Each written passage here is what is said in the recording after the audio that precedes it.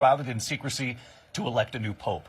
Who will it be? How long will it take? Millions watching back in the U.S. and around the world. ABC News live coverage starts right now.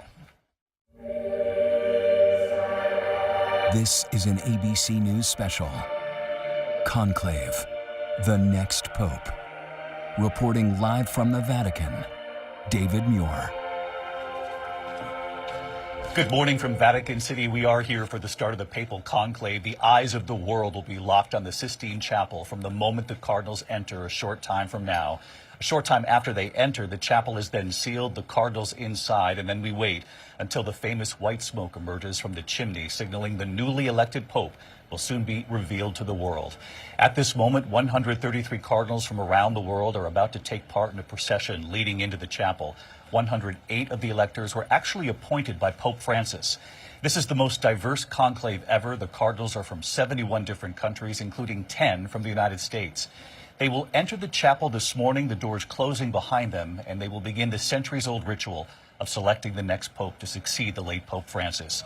Now, the cardinals have been holding meetings since last week here at the Vatican, some of them meeting for the first time, each cardinal hoping to learn which one of them has the qualities to become the 267th pope to lead the Catholic Church. All voting cardinals are sequestered. They must surrender their cell phones. There will be no messages or outside communication of any kind, in fact. The cardinals will be sworn to secrecy, and you'll see that play out just moments from now here at the Vatican. Their staff and attendants also taking vows of secrecy. In fact, the cardinals face excommunication if they break their oath. And for all of the beautiful soaring sights Rome has to offer, take a look. That small temporary chimney at the Sistine Chapel is all anyone will be focused on until a decision is made, when the cardinals reach a two-thirds majority inside that chapel. Black smoke, of course, signals there is still no pope. White smoke revealing a new pope has been elected. They'll use chemicals to make sure the shade of the smoke is distinct enough to discern white or black, yes or no, do we have a new pope? Because there has been confusion in the past. A short time after we see the white smoke and the bells toll here in Rome, the new pope will emerge on the balcony right here behind us in St. Peter's Square, greeting the crowds, the faithful in the square, the new leader of the world's 1.4 billion Catholics. Inside the chapel, take a look at the images this morning. The tables are in place, the chairs are now set, and when the voting begins, each cardinal will write their choice and place their ballot one by one inside an urn at the front of the chapel. Each cardinal bowing to the altar and then returning to his seat. They will cast secret ballots up to 4 times a day, 2 votes in the morning, 2 votes in the afternoon. Now, today they're expected to vote once later this afternoon. The ballots are burned after the voting sessions conclude, but immediately burned if a pope is elected. Again, a two-thirds majority is needed to elect a new pope. 89 votes is the magic number inside that chapel. And when they cross that threshold, we will see the white smoke.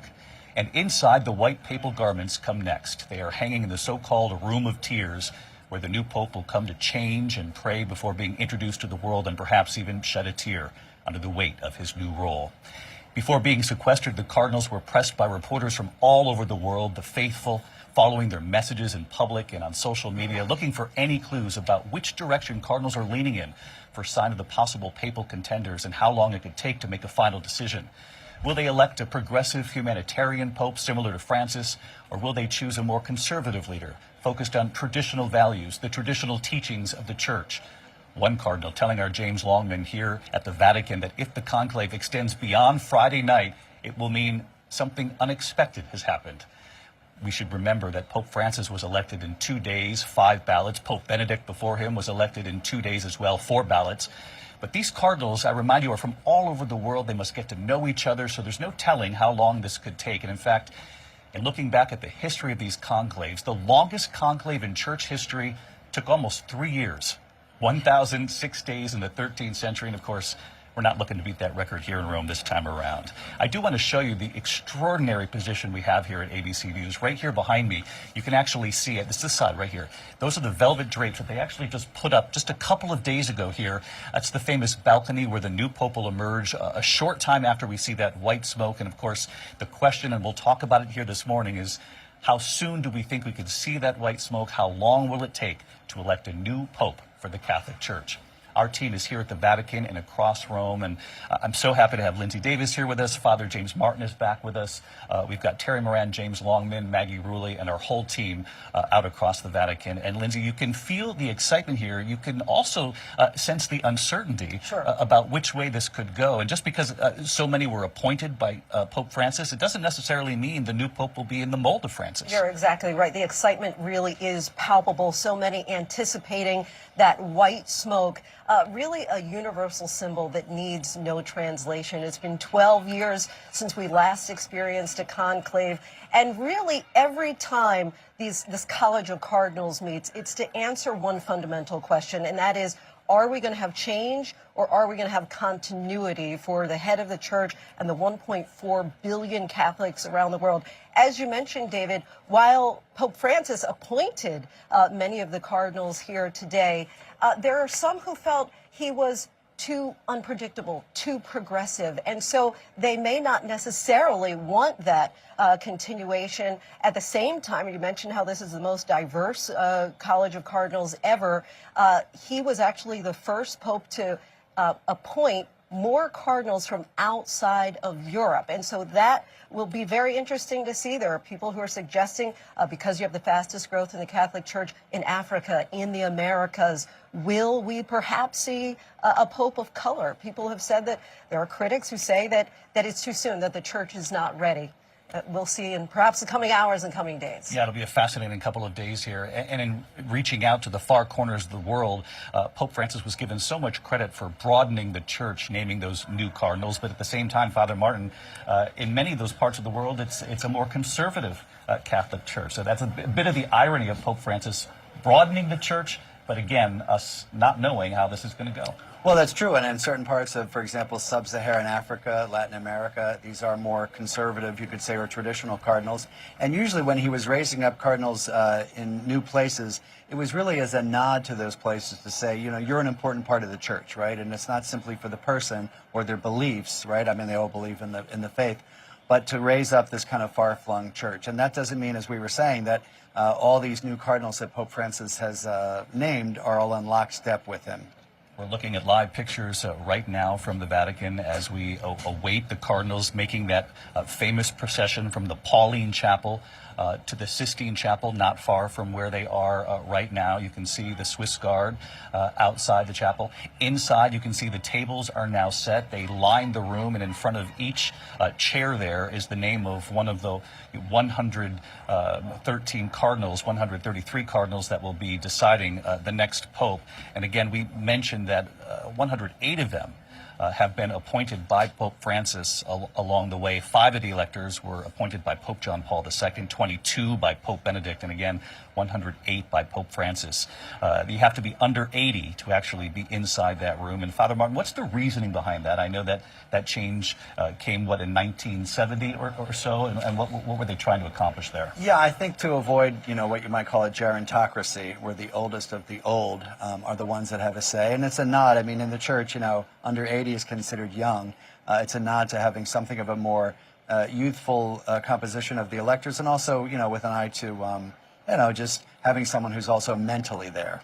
They're in the Pauline Chapel right now, and you can see in both of these chapels the magnificent work of Michelangelo. They'll actually make their decision in the coming days in the shadow of the Last Judgment inside the Sistine Chapel. That's where they'll give their oath a short time from now, that they will make sure that this process remains secretive. And in fact, it was Pope Benedict who, in his writings, made sure that everyone involved in these conclaves knows the threat of excommunication if any of it is leaked. They've swept the chapel for any sort of electric devices to make sure that there is no way that folks can listen in from the outside world. And as I mentioned a moment ago, the cardinals have had to give up their phones, any form of communication.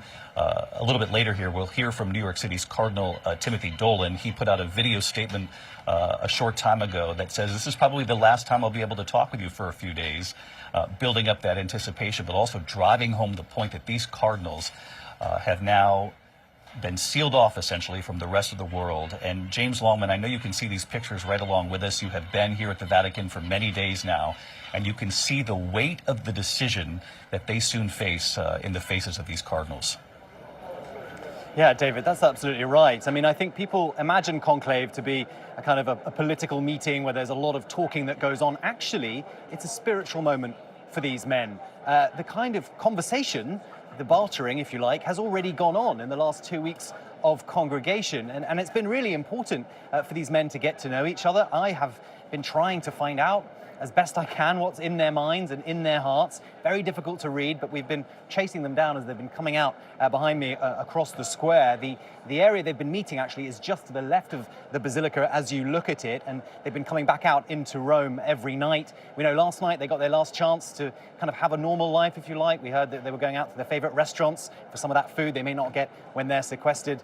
Last haircuts as well, bit of normal life before they return to this very, very important spiritual heavy moment for them to really kind of look into their souls to find out who they believe should be the next pope. And not just that, who the Holy Spirit is telling them should be the next pope. That's how they see it. That's what they said to me as they came out. And look, I was looking for clues. I don't think any individual is necessarily in the minds of the men I spoke to, but the kind of man they're looking for, that I think they have settled on. Because we've heard it, actually, from the bulletin that was actually published yesterday. They issued this kind of report on the congregations, on where their heads were at. And they spoke about a man of the church. They spoke about a pontifex, a builder of bridges, which is what that means literally, a shepherd, a master of humanity. And I'll send you back to the funeral of Pope Francis and that homily from the Dean of the Cardinals, Battista Re, when he said the words that the church should be a field hospital. That got a round of applause here. And the Cardinals will have heard that. So this is very much about finding a man like Francis in the way that he was personable, but not necessarily particularly on the direction he took the church. It's a very fine balance. David? Yeah, those were extraordinary clues, and it wasn't easy, James. For those watching back in the U.S., talk to them a little bit about your interactions with these cardinals. You tried your best, but it also showed that they too take this very seriously. They were guarded and very careful with their words, and some messaging to you that there wasn't much they could say. No, absolutely. And I think probably, David, because they don't know. If you think back to 2005, there was a sense in the dean, the College of Cardinals back then, that perhaps the name of Ratzinger, who then became Benedict, that was on their minds already. But I think this time the sense I was getting was they don't know. I mean, we would wait outside the gates there as they came out. The cardinals, many of them living in and out in Rome in various different houses and lodgings, in spiritual orders, religious orders as well. And they've taken this time to really get to know each other and hear from each other in these congregations about the main issues that are facing the church. And there have been some bombs dropped, I'll be honest, David, in these congregations. Pope Francis, before he became Pope Francis, when he was Cardinal Bergoglio, when he spoke at his congregation, that was the moment, it is reported, that turned the minds of the cardinals, that showed him to be someone actually that could be a pope. He was named as one of the possible frontrunners, but he very much was not at the top of the list. And it changed for him. It sent him into the conclave as someone that was at the front of their minds. Similarly, this week, what we're hearing is some of these frontrunners, and we don't have to go through all their names necessarily, whilst they might be the frontrunners in the press and in the bookies, they might not necessarily be the frontrunners for these men because of what's gone on in congregations. They may have ruined their chances, not improved them. So much has gone on in these congregations. That's where these men have really kind of been getting to know each other, understanding their positions on the main issues that face the church, unity of the church, the sex abuse scandal that we know has rocked it, synodality, the idea that more lay people should be involved in the church. These are the issues they've been thinking about, and now they're waiting for the Holy Spirit to tell them what they should do. David?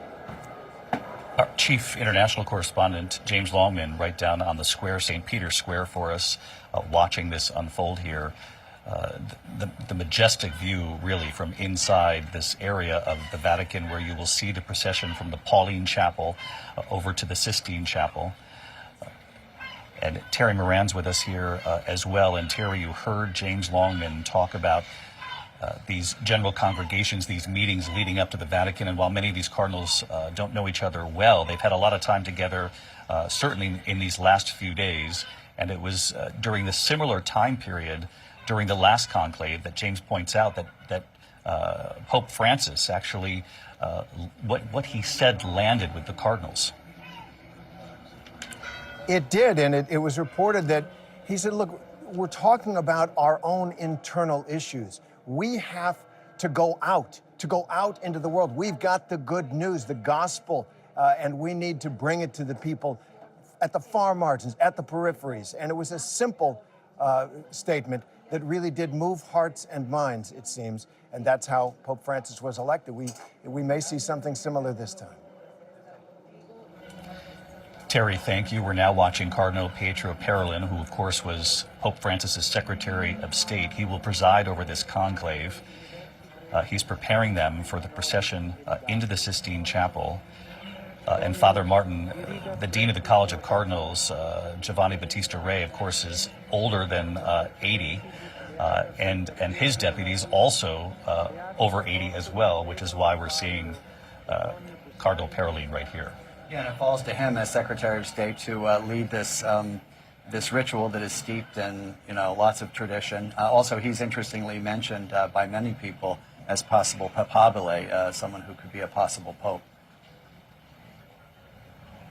Again, the cardinals have gathered in the Pauline Chapel, of course, in the Apostolic Palace. The Pauline Chapel, by the way, is at the top of the grand staircase of the papal residence, which separates, of course, the Pauline Chapel from the Sistine Chapel. And let's listen as this procession begins. Sancta Trinitas Unus Deus, miserere nobis, Santa Maria, ora pro nobis, Santa Dei Membris, ora pro nobis, Santa Virgo Virginum, ora pro nobis, Sancta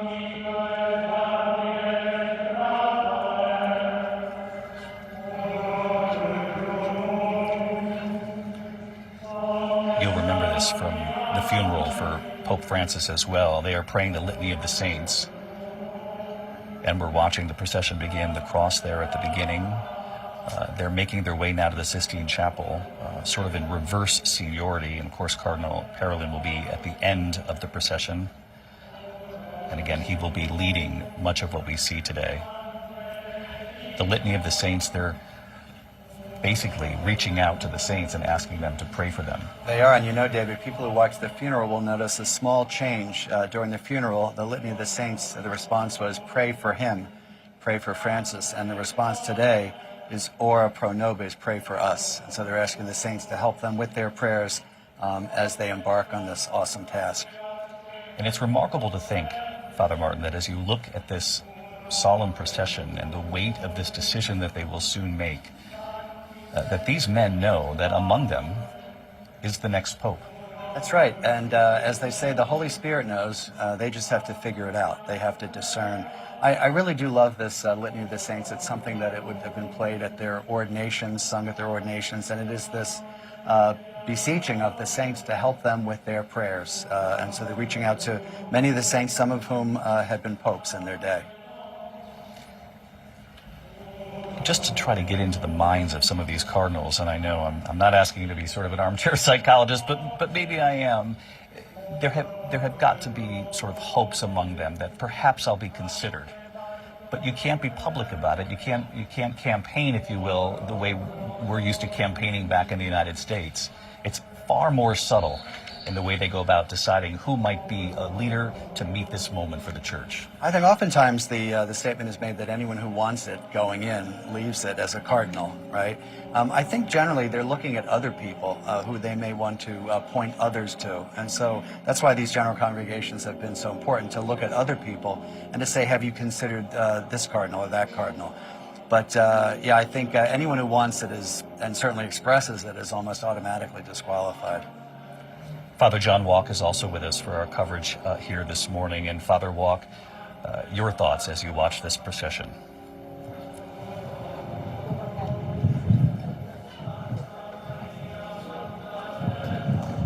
Hello. Father Walk, it's David we're Muir. watching You're is on simply- the air with us, and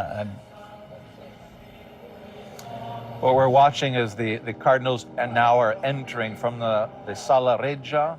They're passing into the Sistine Chapel, going from one set of frescoes by Michelangelo to another set of frescoes. It's a rare moment when a bunch of elderly men can upstage the artwork of Michelangelo, but the conclave is that moment. And Father Walk, the weight of the moment, the history that they will soon make, they must sense that as they enter the Sistine Chapel. Almost everything that we're seeing today, really from the Mass this morning to this procession, the Litany of the Saints, it's all designed to impress upon the cardinals the spiritual importance of what they're about to do. This invocation of the saints is a reminder that the whole church, including the church in heaven, is watching them. And they're going to be in front of the Last Judgment fresco of Michelangelo, thinking about their responsibility before God. They're going to take oaths. They're dressed in liturgical garments, as if they were going to Mass.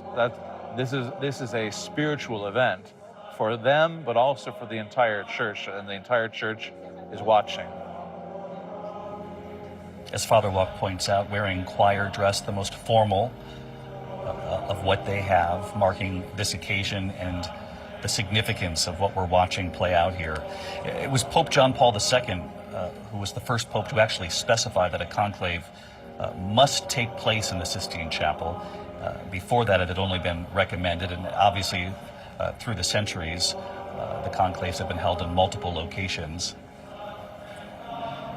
But Father Walk points out that they will make this decision, and whether it comes today, tomorrow, in the coming days, likely not today, though there will be one vote later this afternoon, they will do it, Lindsay, in the shadow of the Last Judgment. And as you mentioned, that first vote that takes place today, traditionally that is largely symbolic. That's really to give a nod to the most senior, perhaps revered of the elder members of the College of Cardinals. It is interesting, as you point out, the last 100 years this is taking place inside the Sistine Chapel. The hope is that people will rely less on the politics of the moment and really be more mindful of the Holy Spirit and be moved by God in their decision to choose the 267th Pope in this scenario. What's interesting, Latin, pontiff means bridge. And a number of the people we've talked to say that that's what they're looking for. They're looking for a bridge, they're looking for a shepherd, they're looking for hope. The first conclave here in the Sistine Chapel was actually back in 1492, and as I mentioned, they've been held throughout Rome, outside the chapel, sometimes outside the Vatican altogether. Once this procession ends here, and this is again 133 cardinals who will take place in electing the new pope. 135 of them were eligible, meaning under the age of 80. 2 could not attend.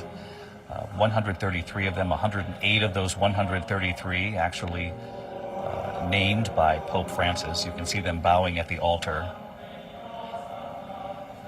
A short time from now, they will take an oath as a group. And in that oath will come the words of the importance of the promise to observe the importance of this and the secrecy of this within the church. And in fact, once all of this is done, Father Martin, the tallies of each one of these votes, and again, the first one, as Lindsay points out, is this afternoon. Oftentimes it can be symbolic. It could have names of cardinals that then don't show up in the subsequent rounds of voting. But all of the tallies are then sealed, and it's only the new pope who can give any sort of permission to ever go public with the numbers that they saw inside that room in the initial days of the conclave. That's right. It's to give them perfect freedom. They are burned in order to destroy all the evidence of the vote. Interestingly, I heard a Vatican insider say to me the other day that the first ballot is almost like a primary, if you think about it. It raises different names, 4 or 5 names of people to sort of sense how much support they have. And then as the balloting goes on, you see who has support, who has been blocked maybe, and then maybe from sort of a compromised candidate has to come up. But yeah, it's supposed to be in total secrecy. And again, it's a holy event, and we want everyone to be able to express themselves freely without, being afraid that they're going to be reported on later on. And there you see at the end of the procession, Cardinal Pietro Parolin. He is considered by many to be one of the contenders potentially to be the next pope. He was Pope Francis's Secretary of State. He's presiding over the conclave because the Dean of Cardinals obviously is older than 80 years old. Cardinal Ray did preside over the funeral mass for Pope Francis that we brought to you back in the States just a few days back here at the Vatican. Terry Moran, they have entered the Sistine Chapel. And as Father Martin said, you've said it before as well, that first vote can sometimes feel like a primary, an early vote, a signal of respect for some of those cardinals who might not make it to the final votes. But it is deeply moving, and some of the cardinals say surprisingly quiet. This is not like a political convention at all inside the Sistine Chapel. In fact, one cardinal once said, if you were inside, you might be bored to tears. It is a sacred moment, isn't it, David? I mean, I'm thinking about these cardinals who, when they were young men, gave their lives in the service of the church and the service of God and the Christian faith. And here, this may be the most important thing they ever do, the most important task that they ever have. The weight of it is on their shoulders. You can see it in their faces, and yet it's also, in its way, a thrilling moment. This is an opportunity, a fascinating opportunity. I'm thinking back to 2013 when the Conclave selected Jorge Bergoglio, Pope Francis, and think how much the world has changed in just 12 years. Politically and culturally, technologically, the church itself, what the world needs from the church. And the global nature of it, really, the Pope is a global leader unlike anyone else. This is a global conclave unlike anything else. The questions they're sorting through in their hearts and in their prayers are so different. Such a challenge, so much opportunity. It's really fascinating. Terry, thank you. And of course, the timing of this, so many of our viewers back in the United States, every time one of these conclaves comes around, the questions are somewhat familiar, which is how long could it take? And there's simply no way of knowing. We had one cardinal say to our James Longman again, if this extends beyond Friday, there were surprises here. Some of the cardinals have hinted that it might not take that long. But again, Father Martin, anyone who says they know doesn't know. No, and the cardinals aren't talking. And I've met with a couple of cardinals just informally, and they're not saying anything. And, while the Italian press and the worldwide press has their favorites, you really don't know what's going on inside the heart and the mind of an individual cardinal. I think, again, as Father Walk was saying, they're doing this under the gaze of Jesus Christ in Michelangelo's Last Judgment. And they just came out of the Pauline Chapel where they saw the conversion of Paul and the crucifixion of Peter. So even the visuals are going to remind them, of what an important task this is. The Litany of the Saints continues, and let's listen here for a moment as we approach the oath they'll take as a group.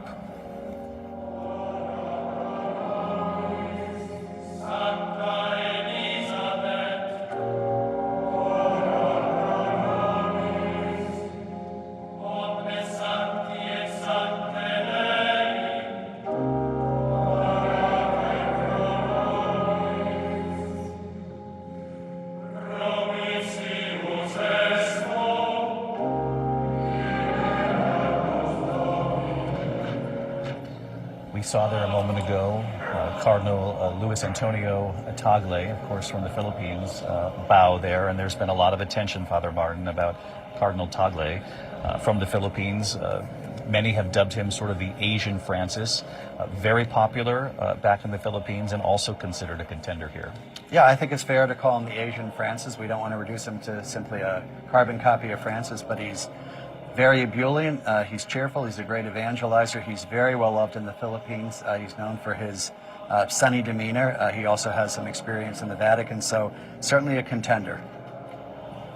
They will sing Veni Creator Spiritus, of course, invoking the presence of the Holy Spirit here. As a group, they will do this after the Litany of the Saints.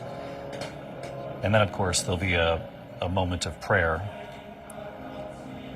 Then the oath that they will take as a group, and then individually, one by one, they will place their hand at the altar in front of the room and put words to their promise to keep this secret and to promise that they will choose the person who they believe would best lead the church. This is a live picture. You see the Swiss Guard there, just outside the doors of the Sistine Chapel. Of course, those doors will remain open not too much longer here before those doors actually are closed. And there was a time when they would go into the Sistine Chapel and not emerge until there was a new pope. Obviously, they now go in at the beginning of the day. There are 2 votes in the morning. And if they don't have a 2/3 majority, they take a break for lunch, come back in the afternoon, additional prayer, and then vote again. Each vote can take up to 90 minutes or so because it's each individual cardinal writing their choice on the ballot. The ballot that has Latin on it and essentially says, I am choosing this person, and they write it in themselves, which cardinal they're choosing to be the Supreme Pontiff, the leader of the Catholic Church. And they write purposefully in penmanship that can't be traced back to them, which I find to be so medieval, if you will, Lindsay, knowing that that's actually going to get burned in one of the 2 stoves in the Sistine Chapel a short time later anyway. Just so clandestine. I think that's what part of what builds the suspense and mystery. Really sounds like the makings for a major blockbuster movie. Somebody ought to get the script for that together. But you mentioned Tagle, Cardinal Tagle.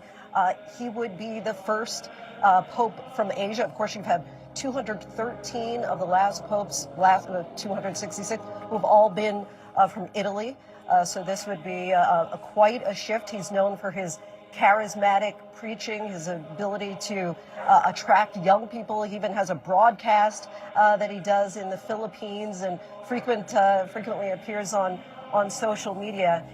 David, of course, you and I have had our share of covering elections, but there is none quite like this one. When you think about the magnitude of very possibly the most powerful position in the church, in the world, and really picking up that cultural megaphone that Pope Francis held, where he gave support to women, to migrants, to the poor, to members of the LGBTQ community and the environment. Suffices to say, big shoes to fill. Enormous shoes to fill, and of course, Cardinal Tagle is one of several who are considered very strong contenders. He's also known for his karaoke, Lindsay, Yes. Apparently back in the Philippines. Little John Legend, John Lennon. Yeah, the John Lennon song. Yeah, it did get him, but he chose a few words to leave out when he performed that song. He's very informal. I was at the table with him at the Synod last year, and we went around the table saying, what would you like us to call you? And he said, call me Chito. That's his name. And I said to him, I cannot call you Chito. Yeah. And he said, no, I insist. So he's very down to earth. Very down to earth, and that is what he is known as, certainly back in the Philippines. Lindsay brings up a good point, which is they all have to quietly, look within themselves to decide which direction to take the Catholic Church in. They have to decide a pope who will meet this moment as we look around the world, the global conflict, the political balance, if you will, and decide who might be best to take the church forward, and whether or not they do so in a similar way to Pope Francis is one of the major questions going into this conclave. Obviously, Pope Francis wanted to make his papacy about the people at the periphery, on the margins, and he spoke of that. He spoke of that in the days leading up to the last conclave, that we have to, as a church, reach out to people. That is what the church faces. It's existential, that we have to grow the church and we have to reach people and make sure that they feel seen and feel heard. The question is whether or not they continue in that direction, and perhaps they'll do that, but with a different sort of list of issues that are most important. That's right, and Pope Francis was doing what Jesus did, which is to reach out to people on the margins, people who felt excluded, to the peripheries, as Francis said. But as you were saying, David, it's a different world than it was in 2013. And a number of cardinals said to me, we're not picking a pope for 2013, we're picking a pope for 2025. And that weighs on them as well. What has happened in the last 12 years in the world and in the church, that'll certainly weigh on their decisions. Terry Moran, we heard from Cardinal Timothy Dolan, who said that he might bring a book about Michelangelo into the Sistine Chapel and spend some time reading, because there are long periods of silence during these votes. And again, as I mentioned, they can take up to an hour and a half for each individual cardinal to write out their choice and then to bring that choice to the front of the room, to place it in that urn. We've seen the camera trained on that urn a couple of times. The power of Michelangelo in that room. We'll come back to you, Terry, in just a moment. Let's listen in as this continues inside. They're going to pray as a group right after they sing here, Veni Creator Spiritus. Again, invoking the presence of the Holy Spirit. They will sing as a group here. Veni Creator Spiritus.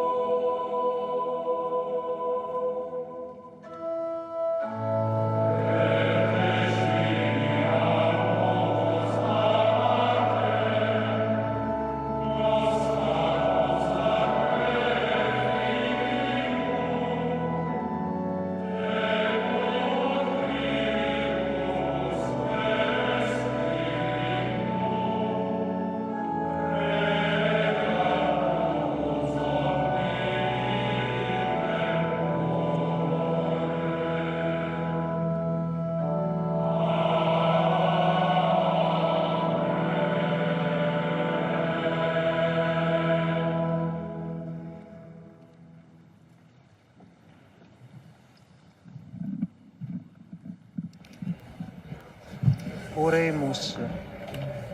The cardinals will now take an Ecclesiae oath tue as a group. Domine, This is rector Cardinal et custos Parolin, of course, in the funde Secretary of State, quesimus, presiding, and we have a famoris translator spiritum for the Latin. intelligentiae, veritatis et pacis. Ut que tibi placit assunt, toto corde cognoscant, et agnita tota virtute sectentur, per Christum Dominum nostrum. That's the last prayer. That's not the oath.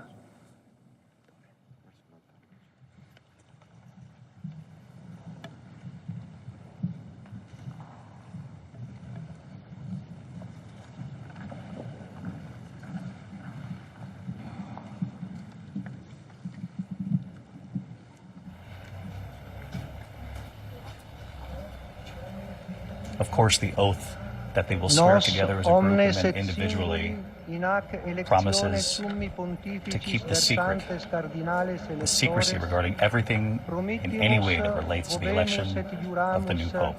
Let's listen. Each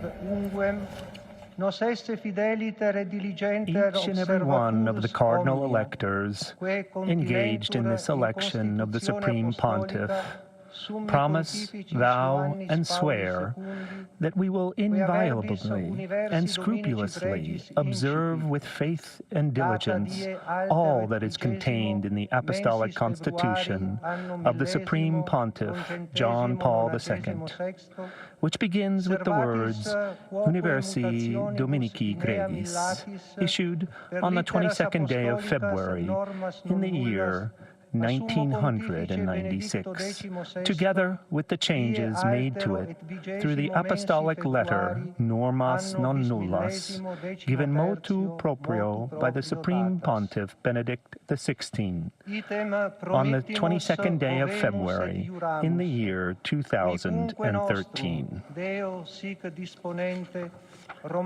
Likewise, we promise, vow, and swear that whichever of us, by divine disposition, shall be elected Roman Pontiff, will faithfully carry out the Petrine ministry of pastor of the Universal Church, and will never fail to affirm and defend strenuously the spiritual and temporal rights and the liberty of the Holy See.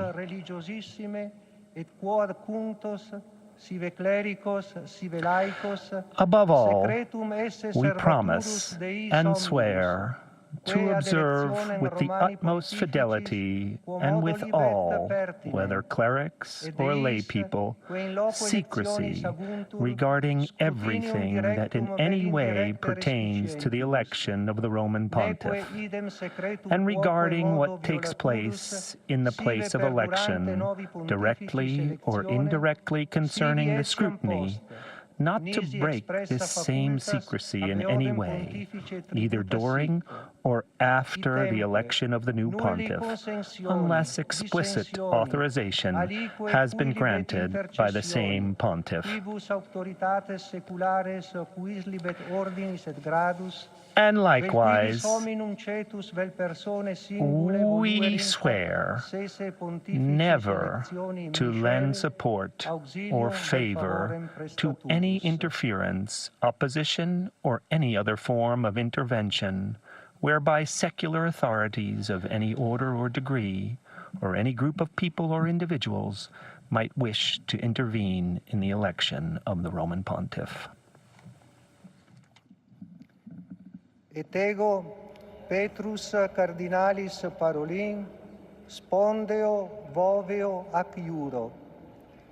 Sic me Deus adiuvet, et ex Santa that's Dei Cardinal Evangelia Parolin, who is presiding over the oath as a group, and now each individual cardinal will place their hand on the book of Gospels and deliver their oath as well to uphold the secrecy of the conclave. And there you see it at the front of the chapel, right there, Father.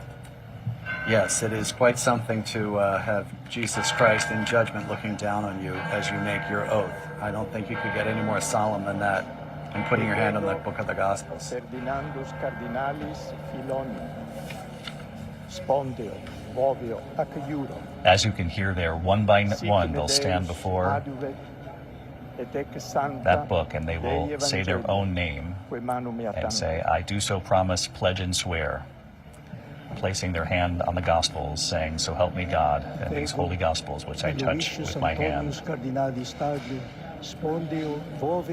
Of course, this is Cardinal Tagle from the Philippines, widely considered to be in the running to become next Pope. And again, I'm very careful to say that because there's also the saying, if you enter a Pope, you come out a Cardinal. That's exactly right. And I think the Cardinals know that better than anyone. They know not to get their heads ahead of them.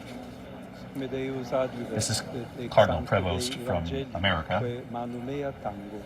the United States, born in Chicago.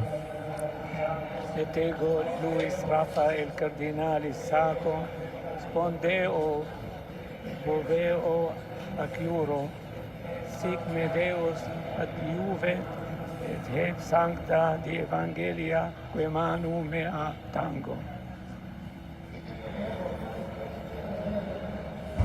And Terry Moran, you can see in the faces of these cardinals the profound weight of the words, swearing their oath to uphold the secrecy of these proceedings. It is a solemn moment, David. There's no question about it. And as you see, you can see that. This is also a sacred ceremony, isn't it? It is core part of their faith, and it's all on the line as they take this oath. The responsibility they have to look into their conscience and their understanding of the world and the church and make the best decision they can, and then their responsibility to keep it secret, to keep the deliberations secret. And I was also struck by the passage that they swear not to let any secular outside power or influence affect their votes. Obviously, that's been a problem in the church at various times in its long history. But I was also thinking that this is the constitution that Pope St. John Paul II put in. He knew what it was like to practice his faith, to lead a flock under communism in Poland, knew what secular influence could be, and here it is in this oath. It needs to be about this church, the people of God, and the best decision that they can make for it. Terry, we're looking at Cardinal Peter Erdu of Hungary, been an archbishop there since 2002. He's 71 years old, born in Budapest during communist rule. And Father Martin, he also was considered a potential contender here. He is, I would say, slightly on the more traditional side. Cardinal Erdo has been seen as a kind of a candidate that might draw together some people who would like to, maybe make their church a little more traditional and pull back a little bit from some of Pope Francis's reforms.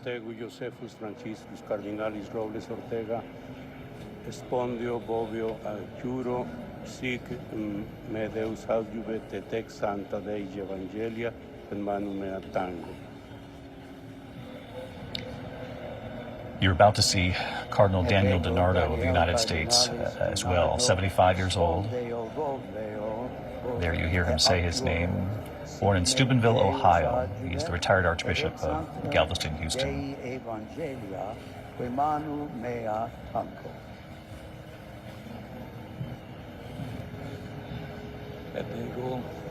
In fact, there are 10 cardinals from the United States who are delivering their oath as 10 cardinals of the 133 who will soon be sequestered inside the Sistine Chapel. Of course, when the oaths are completed, it's not long after we hear those words, extra omnes, which means essentially everybody out. David, you mentioned those cardinals from America, but never a pope from America. That also would be a first, though not necessarily on the bingo card. But as we're hearing the echo here, this is being broadcast live in St. Peter's Square. And as Terry mentioned, despite all the pomp and pageantry here, there really is such a solemn moment. And if we look at the root meaning in Latin of conclave, it means conclave, with key, of course reflecting the secrecy of these cardinals ultimately being locked into place. But until then, in the last few moments here, as they pontificate about the next pontificate, certainly down to prayer at this point. All the politicking while they're in this room will be over.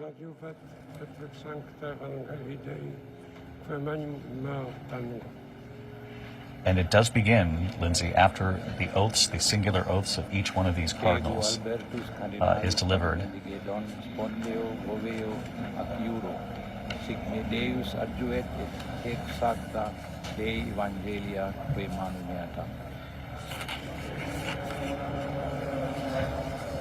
Et ego Reinardus cardinalis Marx, spondeo vovio ad juro, sic me Deus adjuvet, et ex sancta Dei Evangelia, que manu mea tango.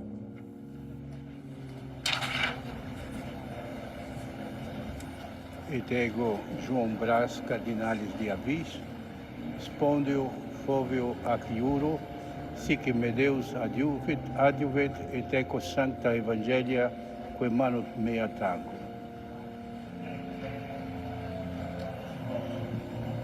Et ego Thomas cardinalis Collins, spondeo vovio et juro, sic me Deus adjuvet et ex sancta Dei Evangelia, que manu mea tango.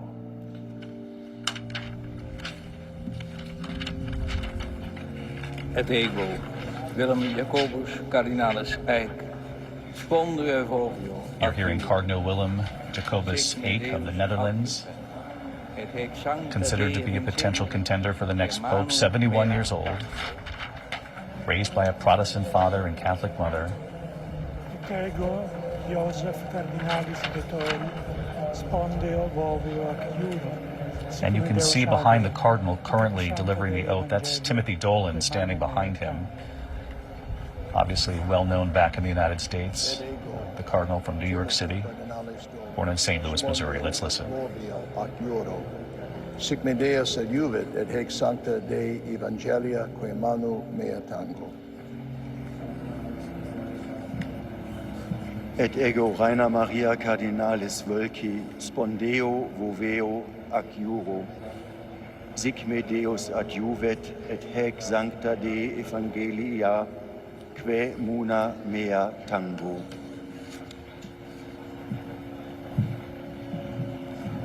Et ego Jacobis cardinalis Harvey, spondeo roveo ac juro, sic me Deus adjuvet. This is Cardinal Michael Harvey, born in Milwaukee, Wisconsin. He was ordained by Pope Paul VI, later entering the Vatican's diplomatic service.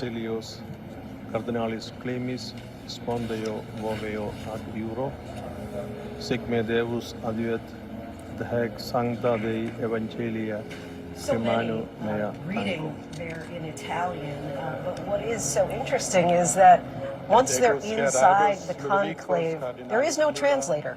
And not everyone obviously speaks Italian fluently, and so it's interesting that in these congregations, the meetings that have been taking place along the edges prior to this day, in many cases people talk simply to people who can speak their own language, right? And that language might be literally, but also as far as the direction of the church. But again, regardless of where you are in the world, there are so many millions who feel connected to this centuries-old event. But of course, speaking Italian is almost a prerequisite if you're going to be the next pope, obviously. Well, that's right, and a lot of people have been looking at who speaks Italian. There was much kind of commentary, I won't say who, with a cardinal who just celebrated his first public mass in Italian. Another cardinal said he doesn't speak Italian, and he is happy that he doesn't speak Italian, so that takes him off the list. But they are looking for someone who is, I think, at least well-versed in Italian language and the Vatican culture here. Sic me Deus adjuvet, et ex sancta Dei Evangelia, que manu mea tango.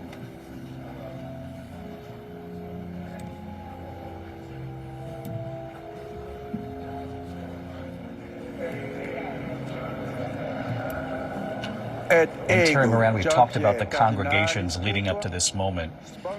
Once the Sistine Chapel and the conclave begins, and as Lindsay mentioned, Latin for, with key, they lock up the doors of the Sistine Chapel and you're inside. There isn't, a grand amount of drama. There isn't a cardinal who suddenly stands and becomes sort of a kingmaker, turning their vote in one direction or the other, taking them over that sort of two-thirds threshold.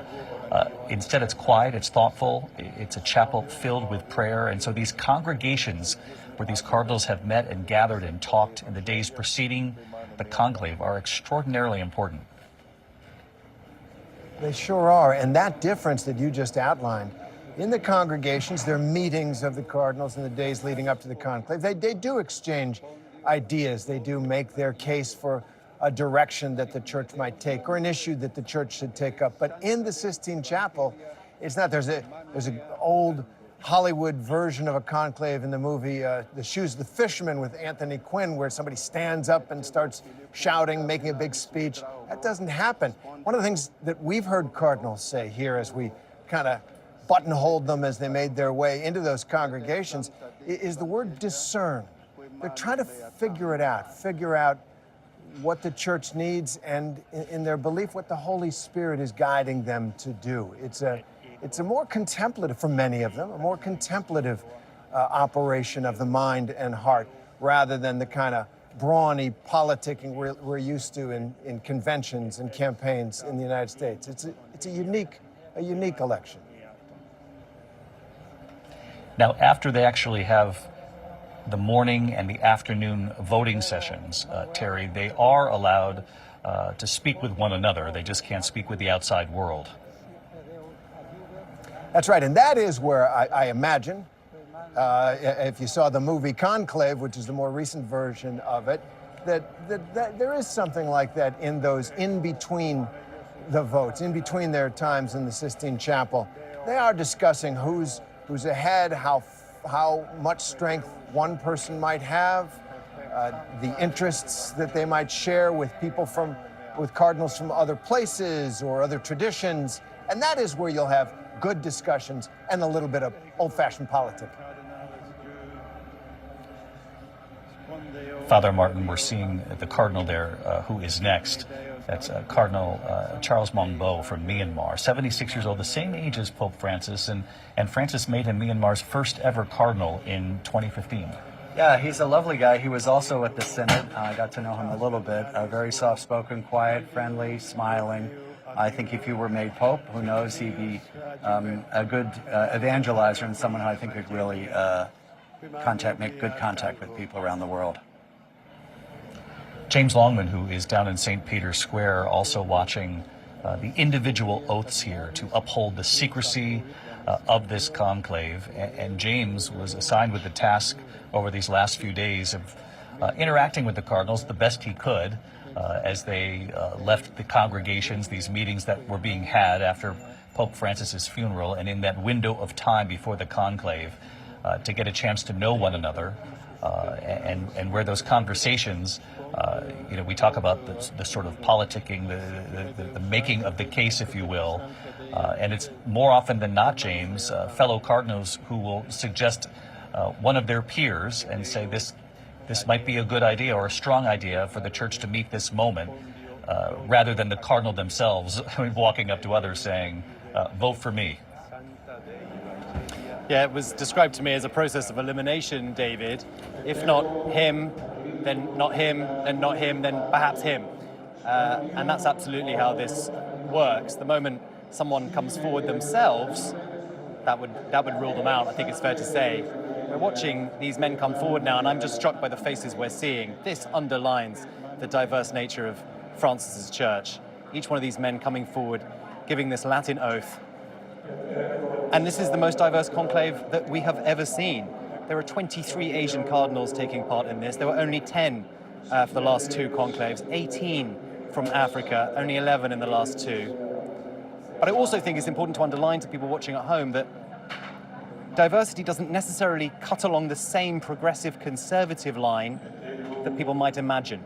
And that means that conservative progressive is an oversimplification of these groups of men here. There's so much more at play. It will come down to the individual as each individual comes forward to give this oath. James, thank you. The bell's tolling here behind us in St. Peter's Square. And next up right here, this is Cardinal Carlos Serra of Spain.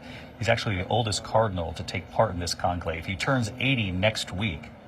So he got in just by about a week's time, Father Martin. Yes, I'm sure he's very happy about that. Cardinals often will tell you that this is the most important thing they do. When a person is named a cardinal, that's what's on their mind, that they will be charged with electing the next pope. As James points out, this is the most diverse conclave that we have witnessed. 53 of the cardinals in that room still hail from Europe, 16 from North America, 4 from Central America, 17 from South America, and as James points out, 18 from Africa, 23 from Asia, which was truly reflective of Pope Francis and one of his goals, which was to extend the church to every corner of the world. As they swear their oath to secrecy, Lindsay, we heard from Timothy Dolan from New York City, Cardinal Dolan, in his final message. You see the door is still open to the Sistine Chapel with the Swiss Guard, not for much longer, but Cardinal Dolan saying, "This is the last time you'll be hearing from me, perhaps for several days." Each one of these cardinals, and many of them, communicate through social media. They very much know the tools to reach the faithful in this moment. But those tools are put away. We are returned to sort of medieval times, if you will, a church that's 2,000 years old, and they'll decide who the next pope is in very similar ways that they decided centuries ago. And not only is the Sistine Chapel swept for all the kinds of electronic devices that might be used to communicate, but also Santa Marta, where they're staying. The same is true there. They can communicate only with each other by phone. I just want to point out here, Lindsay, this is Cardinal Joseph Tobin, for those who are watching back in the States. Born in Detroit, Michigan, he's the Archbishop of Newark, New Jersey, and has been the Archbishop there since 2016. But to the technology point of this, they have swept the chapel, and they've made sure there's no way for anyone to listen in. And those who are even working with them inside Santa Marta, well, they will go back and take lunch breaks and a siesta. Something I think we should all incorporate a little bit more into our lives. But the people who are cooking, who are doing any kind of preparation, they're also sworn to secrecy from anything that they might observe. One thing I was thinking of as we're hearing many of the men make their oaths at this point is the backdrop of the, I'm going to give it back to you, David, here. Yeah, this was Cardinal Anders Eberelius of Sweden. In an interview, he said, "I always say we need what the world cannot give us, holiness." And he has said that if we don't have a new pope by the end of the week, then something happened here. And there'll be quite a storyline, I'm sure, that would emerge. When asked whether or not he was a contender, he said, "I must confess," this is what he told ABC News, "I was so shocked that there might be some single people who would like it, but it's very unlikely that they will choose someone from the secular and northern part of Europe." Do you think that's the case, Father Martin? I think it's unlikely, but it's possible. He's seen as a very moderate person, a very kind person, a good evangelizer. And actually the fact that he is in a place where Catholics are in the minority might sort of recommend his candidacy to other people. It seems, though, that modesty is the way when a cardinal is asked, "Do you think you're going to be the next pope?" I mean, I think there's only one way to answer that. Yeah, I think if anyone says yes, or I should be, or I will be, he's disqualified. I know many of these people, and they are very humble people, and often many of them, they don't want to be pope. It's an awesome responsibility, and so this is not kind of false humility or false protestation. Pope Francis famously said that he was surprised that he was chosen as the next pope. He did well during the conclave where Pope Benedict emerged as the next pope, obviously.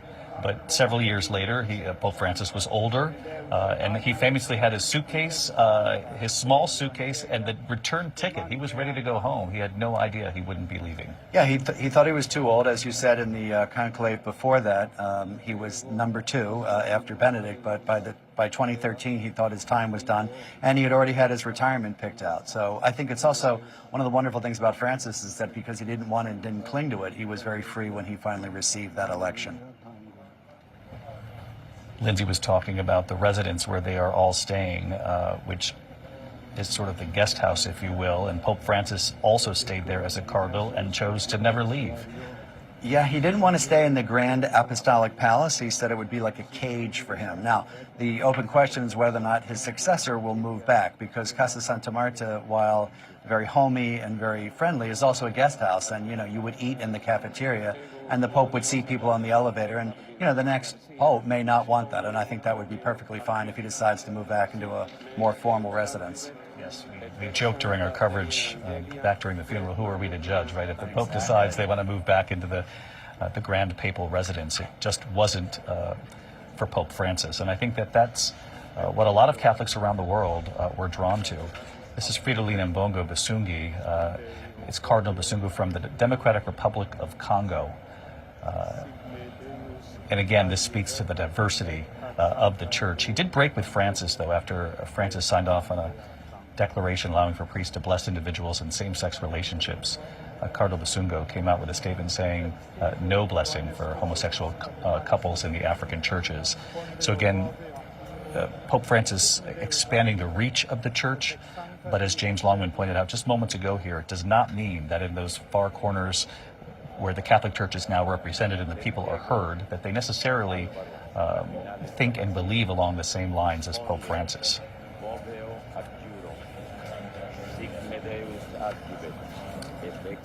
Cardinal Zuppi from Italy is coming up next here. The Archbishop of Bologna, Italy since 2015, also currently the president of the Italian Bishops' Conference.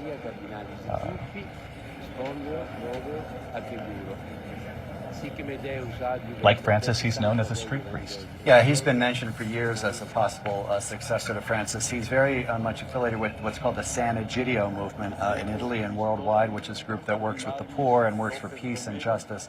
And he went from being a street priest working with sort of migrants and refugees to being archbishop and now being cardinal. How likely is it we would have an Italian pope? I know that one of the reasons, and this was years back, that there was this effort to get beyond Italy, to get beyond Europe, to have popes from other parts of the world, and now we have had that. We have history with Pope Francis.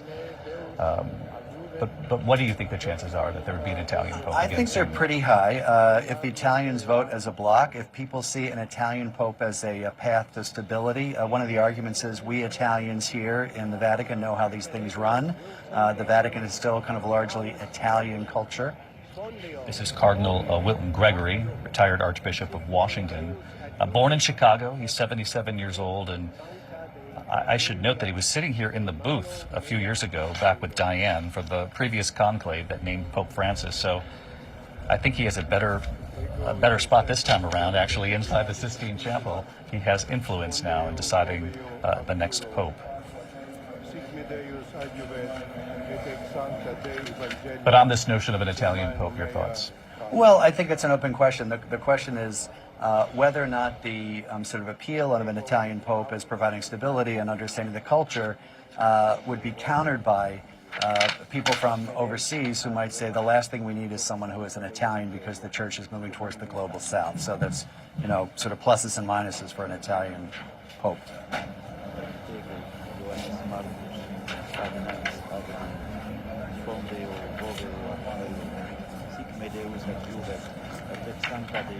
Terry Moran, who's with us for the coverage as well, Terry, and just for people watching back home, now that this has begun and they're each delivering their oath, they will soon close the doors to the Sistine Chapel. There will be a first vote this afternoon. They have the stove inside the Sistine Chapel. There actually are two burners, one for the ballots themselves, and inside the other stove, they actually burn chemicals, Terry, because obviously, and as you know, they want to make sure there's been such confusion in years past. They're going to make sure that that smoke looks discernible, that it's either white smoke or black smoke, and that the world knows. Back in 2005, when they had a new pope, people began to walk away because they thought the smoke was black that was emerging from that chimney. They had to get on the speakers here and say, no, don't leave. We have a new pope. That's right. And so while they want to keep that tradition, which is so much a part of the church, a charming tradition, really, that they take the ballots and they burn them on straw. They make the straw damp to make it darker. Well, that just didn't wasn't clear enough, especially given the cameras that can train on that chimney now. And so they make sure now, they add a little something in there to make sure the message is absolutely clear. And it is a thrill when it happens. When you see that white smoke, there's just an energy that tears through the square. People get up on their toes. People from around Rome come into the square, and then you're waiting. Then you don't know until they step out onto that balcony through those red velvet curtains. And that's when you finally know. It's just an amazing moment. We'll see that in the next couple of days. It really will be amazing. And Terry, the time that elapses in between when they reach that 2/3 majority in the room, which again, the number that we'll be looking for obviously is the 89 votes gets you over that 2/3 threshold. There is time that then passes. Immediately the cardinal is asked, do you accept? And the answer is yes, no matter what the weight is, unless we're going to really make history this go around. And then they're taken into, Terry, what's called the Room of Tears, where already there are cassocks hanging in multiple sizes.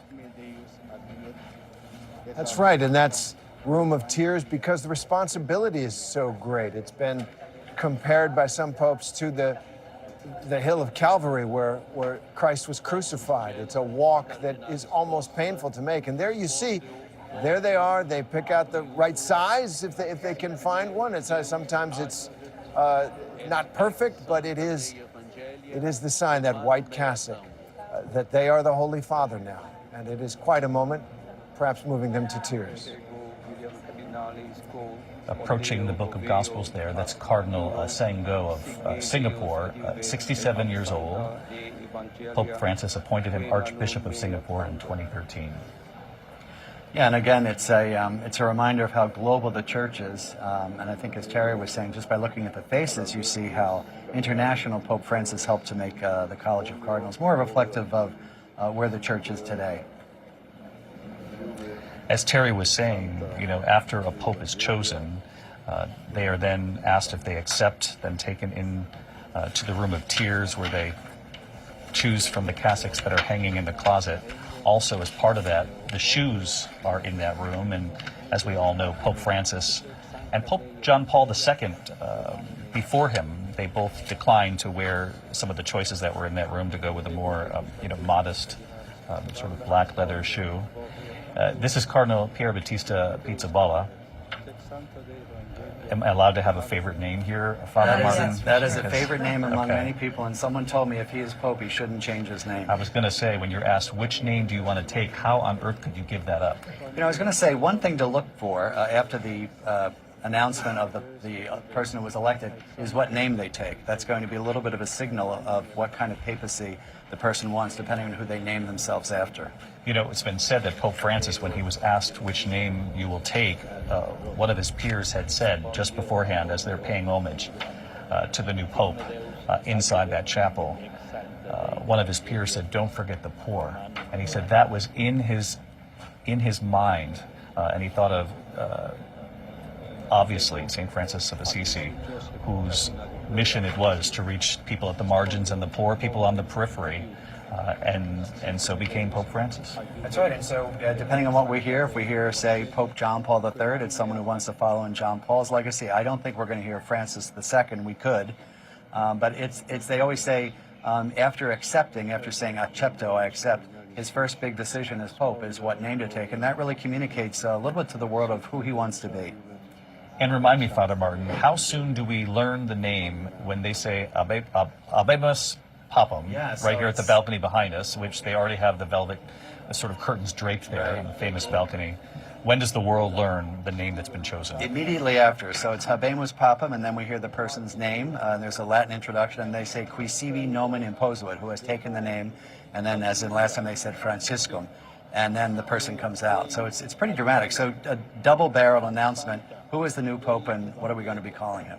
So that name was a real signal of what was coming because of what that name represented, but also a signal was when Pope Francis said, Buonasera, good evening to the faithful who were gathered in the square in such a sort of humble, modest, relatable way. Yeah, very disarming, and then said, please pray for me, and bowed and prayed. And you can see the cardinals around him not knowing quite what to do because he was breaking with tradition, which sort of set the stage for his papacy.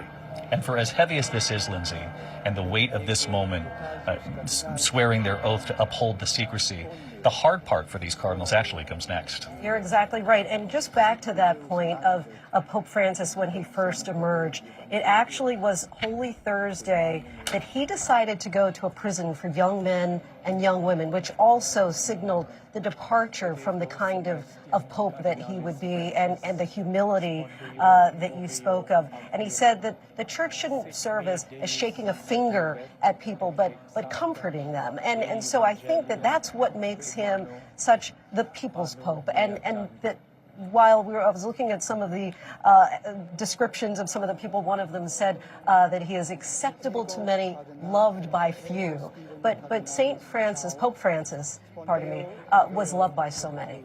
No question about that. And James Longman, I want to bring that notion to you because you've talked to many of the cardinals here, many of whom didn't want to get into where they were leaning or what they were thinking as far as the direction of the next pope. But it was clear in your conversations that we aired on World News Tonight that a number of them recognized the popularity, the ability for Pope Francis to connect on a level that will need to be met, and the humanity that he displayed as he traveled the world and in many cases to the far reaches of the world. Yeah, David, I caught up actually with the Archbishop of Jakarta, and I said, what was it about Francis? Was it his faith? Was it the kind of man he was? Was it the direction he took in the church? He said quite simply, it was his simplicity. That was what Francis was about. And I think that's what I'm struck by watching these extraordinary pictures, David, because look at this. We're inside the Sistine Chapel, it's a 500-year-old building built really to kind of celebrate the power, the wealth of the church. These men are taking the oath in Latin, the ancient language of the church. Francis really was associated with all the other aspects of the church, the missionary church, the church that took all of this out into the world. Encontrar, he used to say, encounter. And so this is an interesting kind of contrast. These men will have it in their minds as well as they give this oath. Francis was heavily associated with Vatican II, which was a big reform of the church in the 60s, and that was what he was about, changing the church. So that will be on the minds of these men as they make their decision.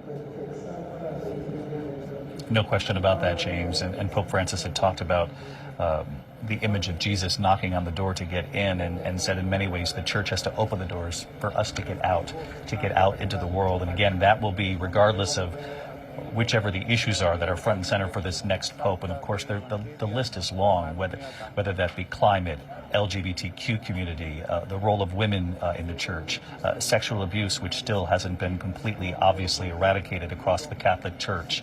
There are so many issues that the church has to still contend with, Vatican finances and finances of the church globally, in fact. But one of the ways that you cannot argue is that Pope Francis was successful in reaching out and connecting on a very human level. And that's something that James heard just talking with that Archbishop and some of the cardinals he came in contact here with as well. That's right. And as you were saying, it started from the get-go, from his bowing and his asking for people's prayers. You mentioned the washing of the feet on Holy Thursday, and also one of the first things he said in a press conference was how I want a church that is poor and for the church. And I'll tell you a funny story I just heard the other night from a Jesuit who knew him. When he was doing all these sort of surprising reforms and changes in the first few days, a friend said to him, boy, this is really something.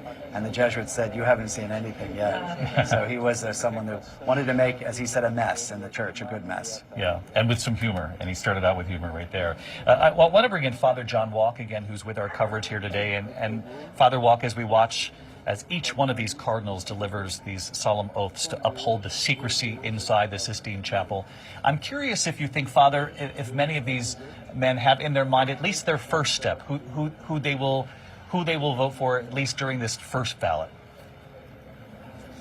I imagine many of them do have an idea about their favorite candidate already, but I think they're also open to listening to the Holy Spirit. I think one of the things that we were seeing here with the hymn that was sung to the Holy Spirit, the oath of secrecy that they're taking, is the idea that the voice that these people should be listening to, the cardinals should be listening to, is the voice of the Holy Spirit. When they're trying to cut out all of the distractions. That's really what the secrecy and all these restrictions is about, to make sure that they're not listening to the wrong voices and to make it easier for them to listen to the Holy Spirit. And that's what they're going to try to do in these days. And Father Walk, to listen from within is what they're agreeing to do here and not sharing it with the outside world. But in addition to that, how much of the conversation, once the conclave begins, once they start to see the numbers and the tallies at the end of each one of these votes, what then happens among this group of cardinals as far as conversation? I know not within the Sistine Chapel, but in those breaks in between. You know, we've all seen the Conclave, the recent movie, and there have been so many depictions along the way. But give our viewers back home in the United States a sense of the conversations that do take part once they see where the numbers are headed.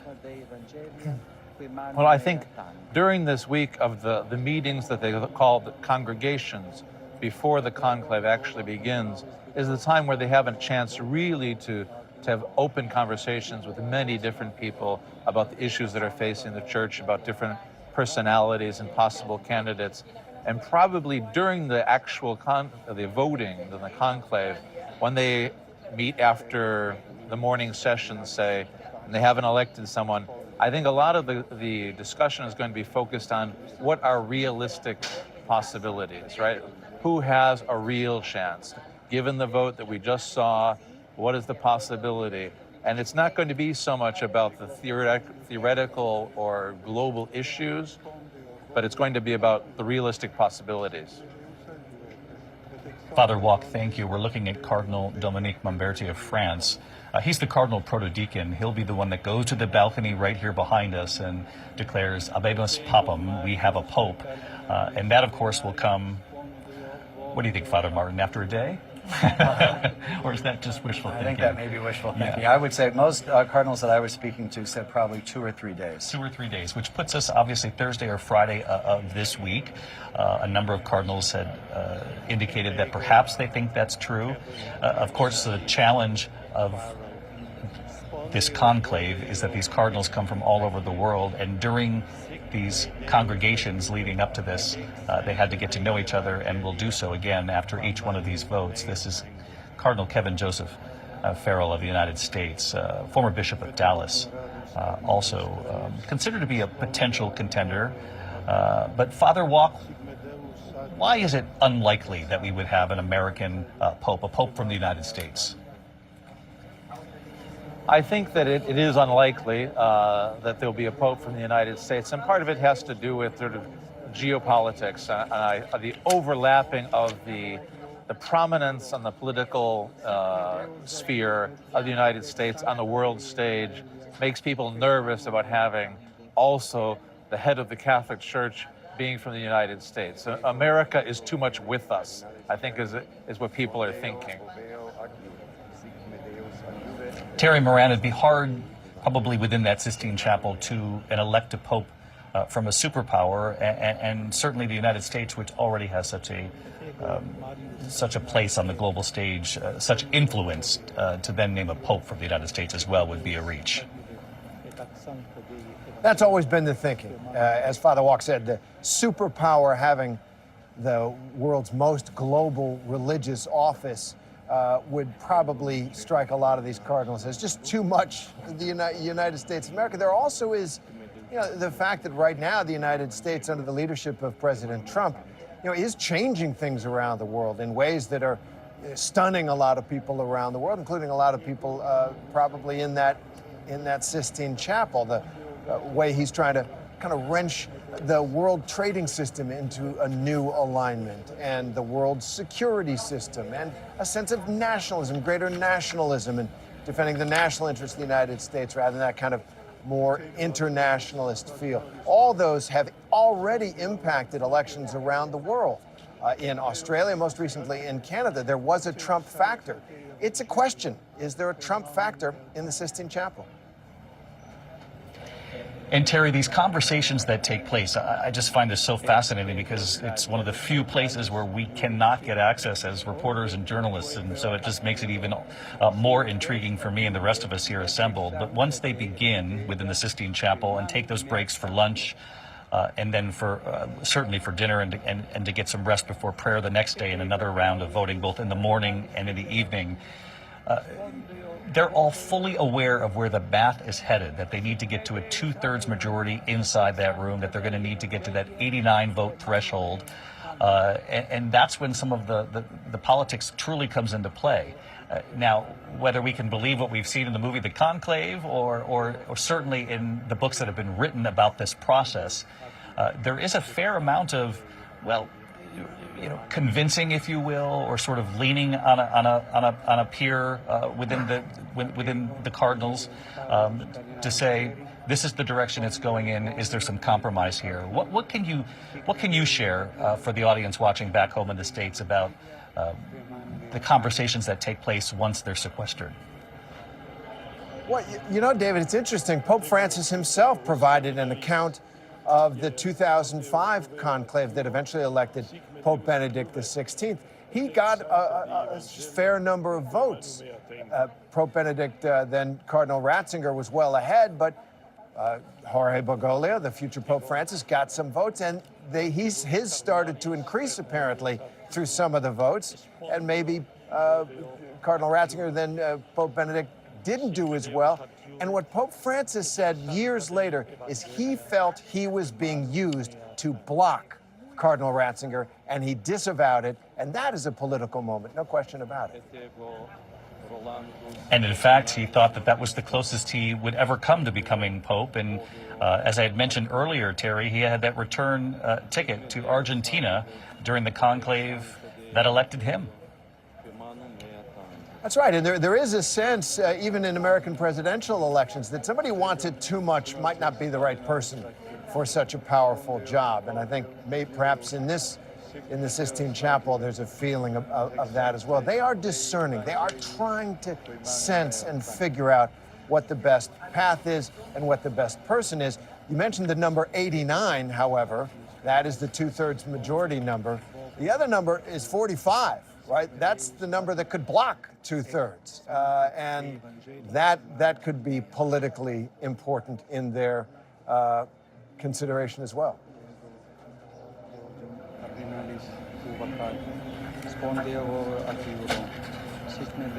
The final oath here, the final individual oath of the cardinals inside the Sistine Chapel after having taken that group oath together. And silence now fills that room. We are not long from those famous words that will send anyone who is not an elector from the Sistine Chapel. Let's listen.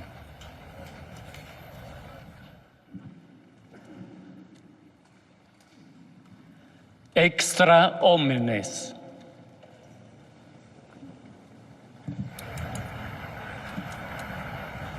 Of course, extra omnes, those are the key words in Latin, meaning everybody out, everybody who is not an elector in that room.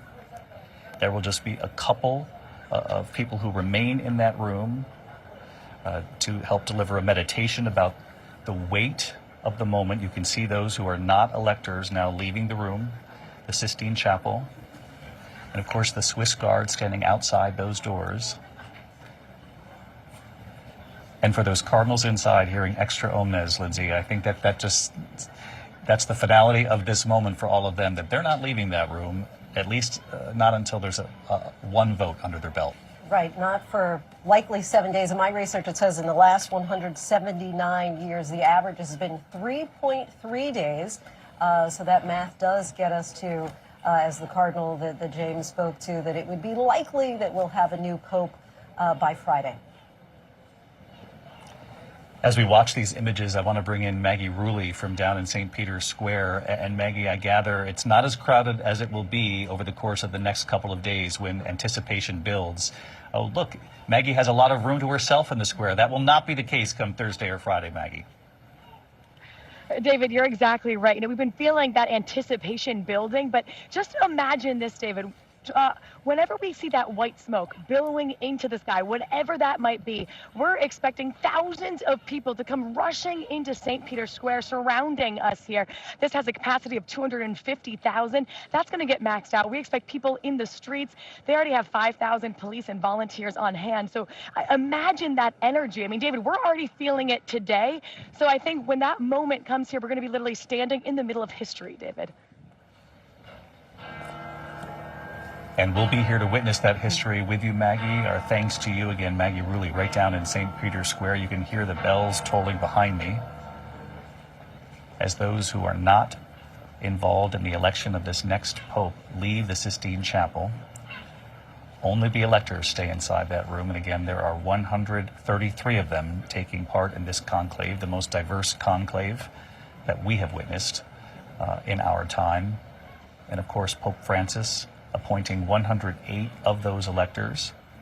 They need to reach a 2/3 majority, which puts you at the 89 vote mark before they will send white smoke up that small chimney that will emerge atop the Sistine Chapel. We saw those magnificent images in the last couple of days of Vatican firefighters on top of the Sistine Chapel, actually putting that chimney back into place. And now the doors close. You can hear the applause breaking up behind us here in St. Peter's Square. As those doors, the echo of the closing of the doors heard across Vatican City, Father Martin, and the Swiss Guard standing there beside those doors. We know that inside, and I already want to get to what's then still playing out inside on the other side of that door, even though we're not allowed in, Cardinal Raniero Candelamessa was chosen earlier by the College of Cardinals. He'll give a meditation concerning the grave duty incumbent on them and thus on the need to act with right intention for the good of the universal church. And he'll tell them having only God before your eyes. Yeah, great images of the doors closing and extra omnes. It really does underline the secrecy of everything. Cardinal Cantalamessa was the papal preacher. He would preach during retreats. The Pope liked him very much and made him a cardinal. And so this is just a kind of meditation, or sometimes we would say a fervorino, a kind of exhortation to follow the Holy Spirit and also maintain that secrecy. With just a couple moments left, the sun shining over St. Peter's Square, James. It started out rainy today, but a glorious afternoon here at the Vatican. Yeah, David, I'm just marveling at what we've just witnessed. The mystery of all this, the history, the tradition. You know, we live in such a fast-paced world. Everything is immediate. We want it right now. While these cardinals are teaching us some patience, we're going to have to wait. And we'll be right here waiting. Terry Moran, a medieval moment for sure, as James points out, for a church that's 2,000 years old, back to its roots. No communication now with the cardinals who will elect the new pope.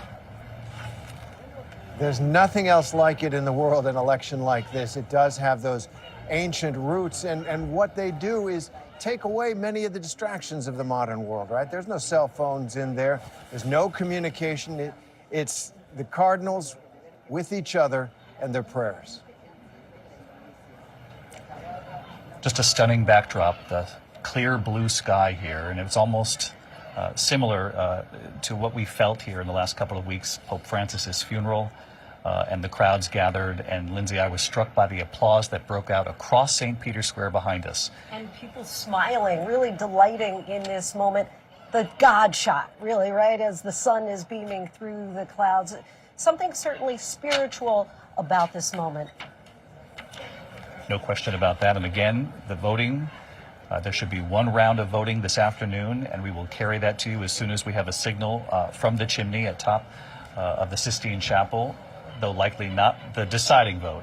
Thank you for watching. I'll be back on the air this afternoon to let you know what happens in the first vote. And I'll see you for World News Tonight. Good day. This has been a special report from ABC News. Are you all ready for this? Whatever you're doing, stop right now, because we have a brand new announcement from our parent company, Disney. A whole new world is being revealed, and it's in Abu Dhabi, where Rebecca Jarvis is for us this morning. Good morning, Rebecca. Good morning, Robin. Yes, this is very, very exciting. I am standing here on Yas Island in Abu Dhabi, where Disney's 7th global theme park will be built, and I sat down with our CEO, Bob Iger, to talk about this whole new world. I'm excited for the UAE and Abu Dhabi. bringing a Disneyland to a land in the world is, I think, a big deal, and it makes a big statement, and it's just a great moment. A new chapter of Disney storytelling begins. Rewriting a land known for its architecture, culture, coastlines, and desert. The Walt Disney